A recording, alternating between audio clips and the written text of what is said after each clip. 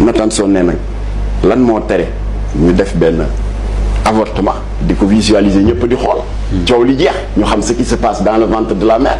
ndax kii avorteur bi di faagaagal borom bakken la mu ngi yëpp wala yëgul borom xam-xam yëpp d'accord mu daal di am une femme bu porté volontaire pour ñu avorter ko alors toutes les sommités médicales des États-Unis ñu ngi toog c'était en 1984 avorteur bi ñëw ak i gànnaayam daal di tiim ndaw si jël benn appareil bu ñu tuddee spéculum pour mën a am accès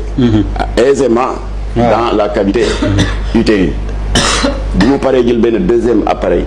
bu ñuy wax ténaculum pour fixer le premier fermement sur le col de l'utérus ba noppi jël beneen troisième gànnaay bu ñuy wax sonde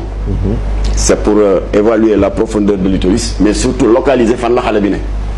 bu ñu ko xesee ba xam nag mu jël nag l'instrument décisif muy l'embout de scission à peu près nii rek la toll waaye dañ ko relier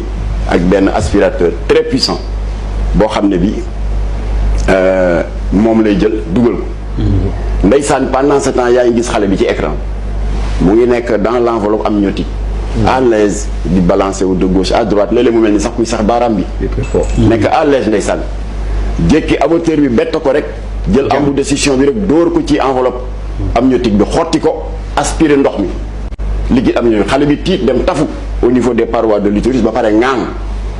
moo tax ñuy tuddee ko yónnee naa la ko le cri silencieux parce que dafa mel ni xale baa ngi yuuxu mais malheureusement yuuxu bu kenn du ko dégg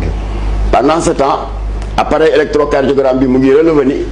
que rythme cardiaque bi jógee na 140 à 200 battements par minute avorteur bi di ko wër rek nga di ko ci écran de visualisation mu dem ba daj ko ba jot ko rek actionné embout de scission bi rek mu démembré xale bi désarticulé ko déchiqueté ko manqué ko lépp dem bopp bi des fa parce que bopp bi xajul ci embout de scission bi bopp bi di flotter ci biir utérus avorteur bi daal di teg embout de scission bi jël beneen appareil bu ñuy wax le forceps mu kepp bopp bi exercer une forte pression éclater ko en 1000 morceaux